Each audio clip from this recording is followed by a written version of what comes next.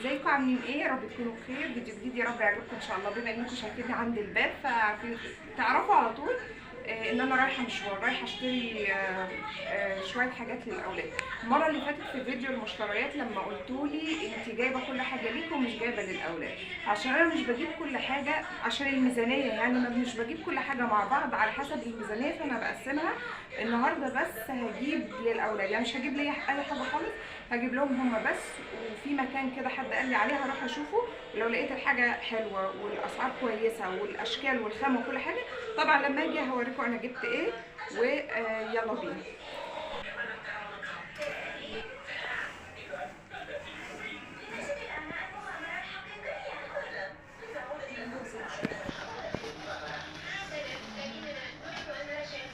كده خلاص رجعت.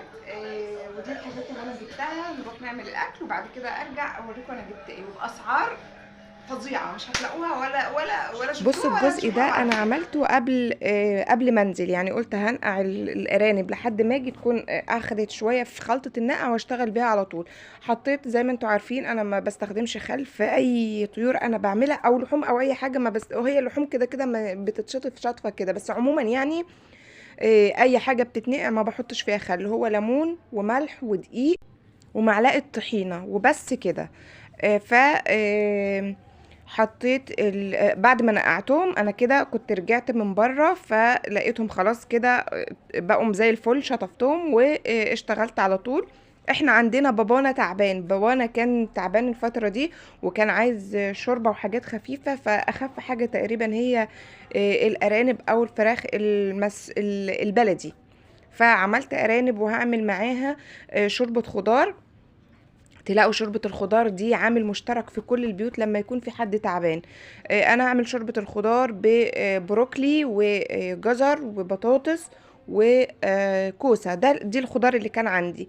البروكلي دي صغيرة زي ما انتم شايفين كده فما كانتش غالية.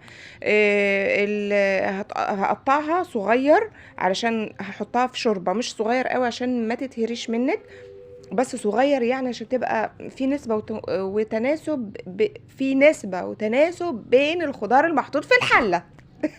جملة هي كاملة على بعضها.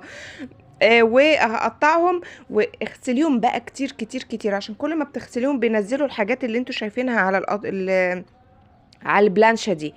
هتلاقي كل ما تغسلي هتنزل لحد ما تغسليها كويس قوي، فمش هيبقى فيه حاجات بتنزل. الباقي بقى هحطه في كيس وهعمله في مرة تانية.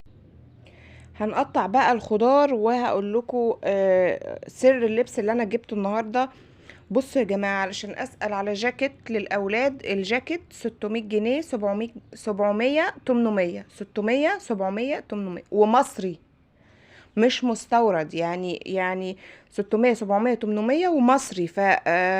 ف حاسه الاسعار غاليه جدا، يعني علشان اجيب جاكيت لعبد الرحمن وجاكيت لاذان كده خلاص ب1500.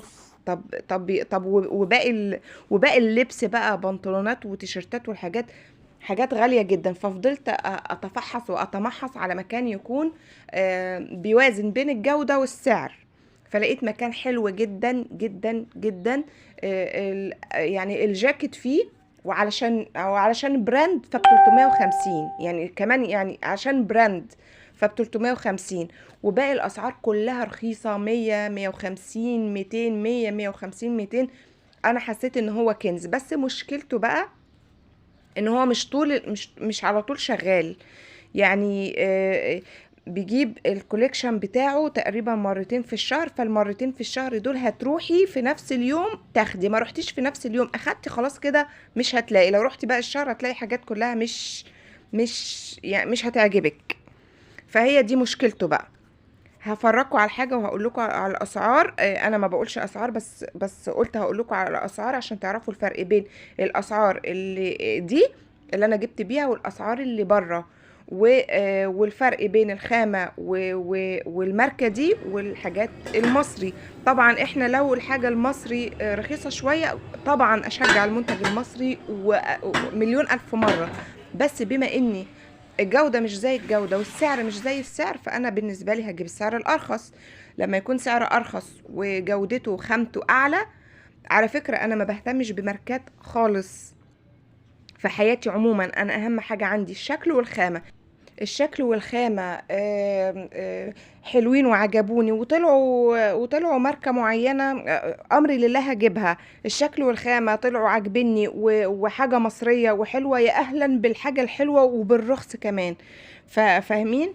بس فمش عشان مش انا ما روحتش عشان هي بس براندات، لا انا روحت عشان هي جودتها كويسة وخامتها كويسة وسعرها كويس. ماشي. فعشان نبقى متفقين، مش حد يقول انت عامله بترسمي علينا ان انت براندات، لا. انا ما اهتمتش عمري في حياتي اهتميت بالبراندات عشان اقول لكم يعني لا لازم تجيبوا لا. طالما البراند حلو وارخص يبقى خلاص هاتيه، عشان هو ارخص، عشان هو احسن وارخص بس. بصوا انا اخدني الكلام.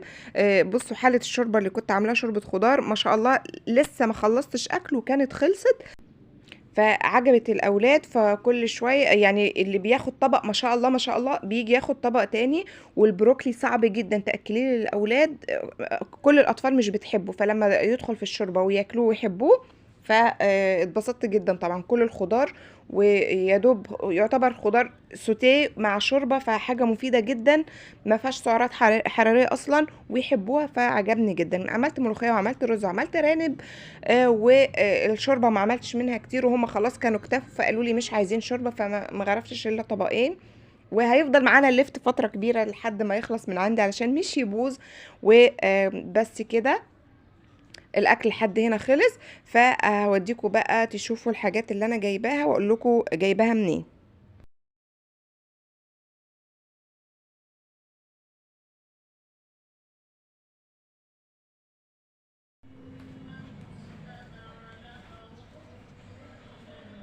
بصوا هبدأ لكم بأغلى حاجة.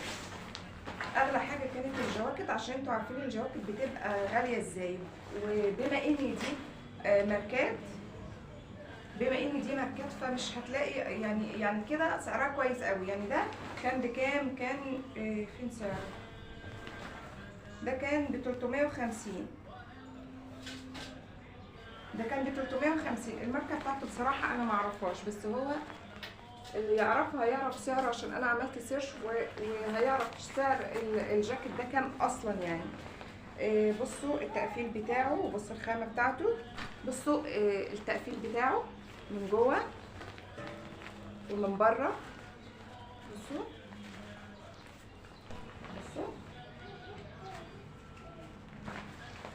بصوا الجاكيت ده دخل قلبي، تحفه. الجاكيت تحفه. دول اغلى حاجه كانوا الجاكيت ده والجاكيت ده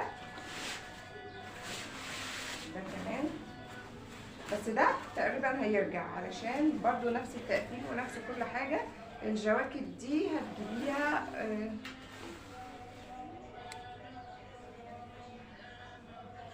بصوا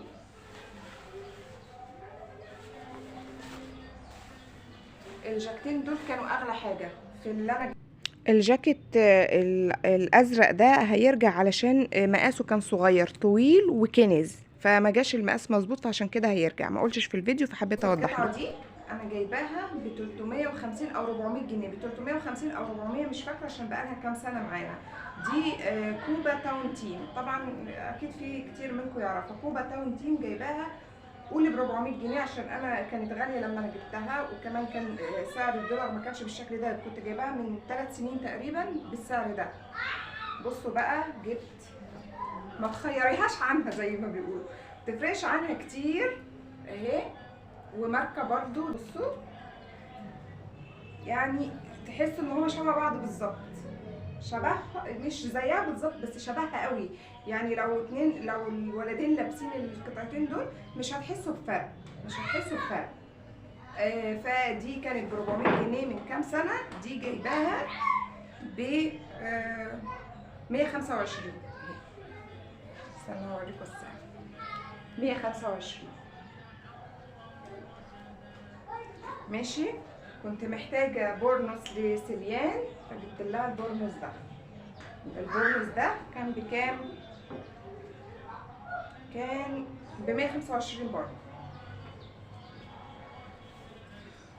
التيشيرت ده بصوا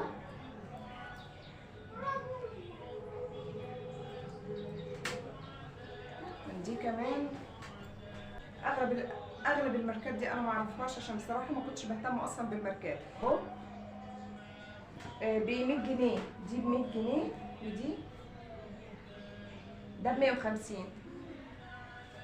ده ب 150. يا جماعه الاسعار دي مش موجوده اصلا، يعني عشان تجيبي تيشيرت بقول لكم انا ده جايباه من كام سنه، وجايباه والله العظيم مش فاكره عشان ما بقاش بكذب، مش فاكره كان ب 350 ولا ب 400 ده. وكان اخويا يعني كنت جايبه الاثنين مش فاكره، يعني ده كان ب 350 او 400 من كام سنه. فالاسعار دي مش عشان كده لما لقيت رحت جبت كل اللي لهم سويتشيرت وجبت لهم تيشيرتات. ده كان ب 150 150، ده 150، ده 125.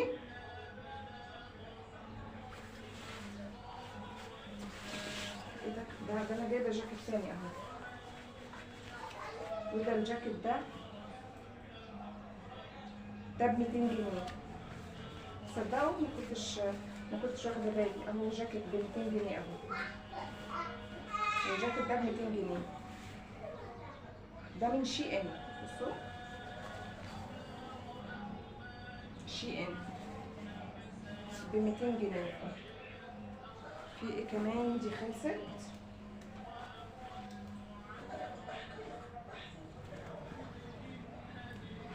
انا مش بقول اسعار عموما، بس النهارده قلت هقول لكم اسعار علشان الاسعار اللي احنا بنشوفها بره يعني تخليكي تقفلي تقولي مش خلاص مش هشتري.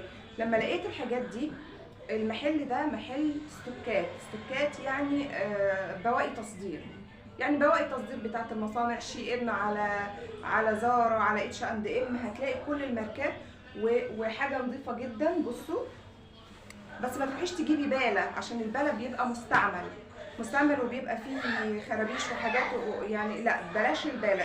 شوفي محل بيبيع استوكات، يعني حاجه تبقى جديده زي ما هي بس بواقي تصدير. بواقي التصدير ممكن تبقى في المقاس، ممكن تبقى يعني ده اصلا كبير، سن كبير، وانا جايباه لعبد الرحمن عشان اكيد في السن الكبير كان كنز، فجايباه كانه اطفال مثلا. ده بقى ده ب 100 جنيه. الاسعار دي فوجئت بيها، بصوا كلها ماركات بواقي تصدير، بس كلها ماركات، بس اغلب الماركات انا مش عارفاها بصراحه، ما بعرفش غير الماركات المعروفه قوي. فبصوا ده ب 100 جنيه.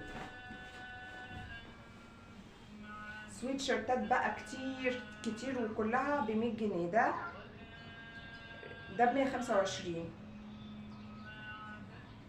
والله ما عارفه اسم الماركه بتاعته برضو، يمكن اللي بتفهم في الماركات طبعا هتعرف الحاجات دي، لكن انا ما بفهمش في الماركات. بصوا كمان